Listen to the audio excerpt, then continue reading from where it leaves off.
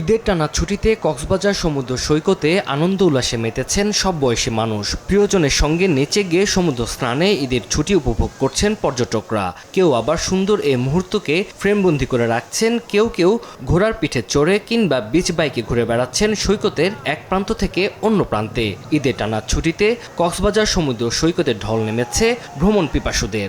বাসা থেকে বলছে যে আমি কক্সবাজারে যাবো বাবা, আমি ঘোড়ার পিঠে চড়বো। এখান থেকে এসে আমরা এত সুন্দর একটা ভিউ পাচ্ছি। ঘোড়ায় রাইড করলাম, গাড়িতে চললাম, স্পিড বোটে চললাম, পাহাড়ে গিয়েছি, বিভিন্ন জায়গায় যাই, কিন্তু আসলে সমুদ্রের যতই আসি ততই ভালো লাগে। সাগরের টান এতটাই ভালো লাগে যে সবসময় আসতেই মনে চায়। পর্যটকের চাপ বাড়লেও নিরাপত্তা নিশ্চিত করতে মাঠে রয়েছে আইনশৃঙ্খলা বাহিনীর বিপুল সদস্য।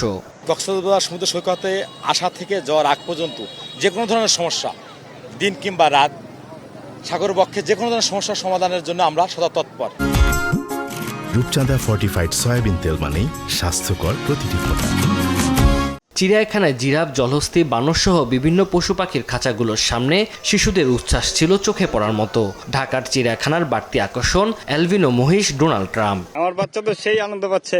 বাচ্চারও অনেক শখ যে চিড়িয়াখানায় আসবে, তো আজকে সুযোগ পাইছি, 2 বাচ্চাকে নিয়ে আসছি। ডোনাল্ড ট্রাম্প নাকি নতুন আসছে আমাদের, ওটা দেখলাম। বাসায় টিভিতে দেখে সব সময়, এখন এখানে এসে সরাসরি দেখতেছে, ওরা উপভোগ করতেছে, ওদের কাছে ভালো লাগতেছে। হরিণ দেখেছি আর বাঘ দেখেছি।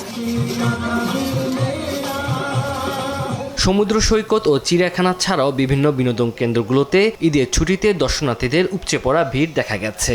বিনোদন কেন্দ্রের বিভিন্ন স্পট ঘুরে দেখার পাশাপাশি নাগরদোলা, স্পিড বোট সহ সুইমিং পুলে আনন্দ সময় কাটান নানা বয়সী মানুষ।